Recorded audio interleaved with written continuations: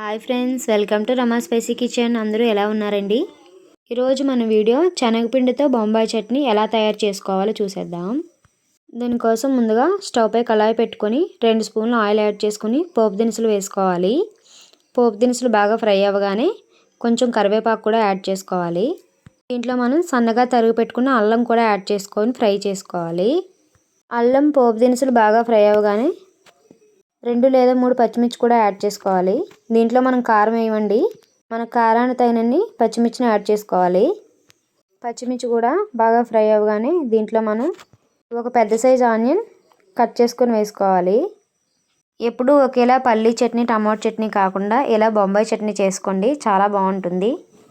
మరెన్నో మంచి మంచి కుకింగ్ వీడియోల కోసం మా ఛానల్ని సబ్స్క్రైబ్ చేసుకోండి ఫ్రెండ్స్. దీంట్లో మనం చిన్న సైజు ఒక టమాటో కూడా కట్ చేసుకొని వేసుకుందాం. టమాటా బాగా మగ్గేంత వరకు వేగించుకోవాలి. మనం ఉదయాన్నే పిల్లల్ని స్కూల్కి రెడీ చేసినప్పుడు అంత టైం ఉండదు కదండి.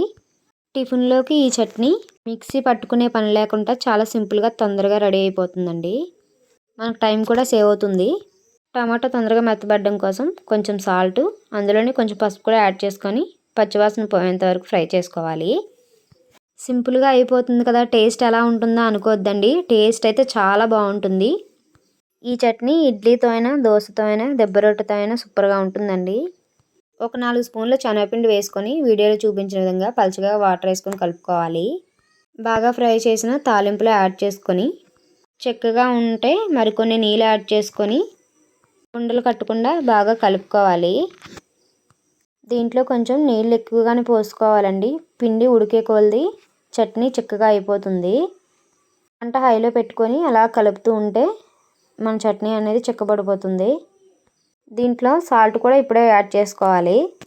టమాటా మగ్గినప్పుడు వేసుకున్నాం కదండి, చూసుకొని వేసుకోవాలి.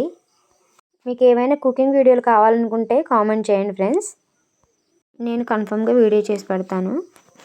కలుపుతూ ఉంటే అలా చిక్కబడిపోయింది చూడండి. మరీ చిక్కగా ఉందంటే కొన్ని వాటర్ యాడ్ చేసుకొని బాగా ఉడికించుకోవాలండి.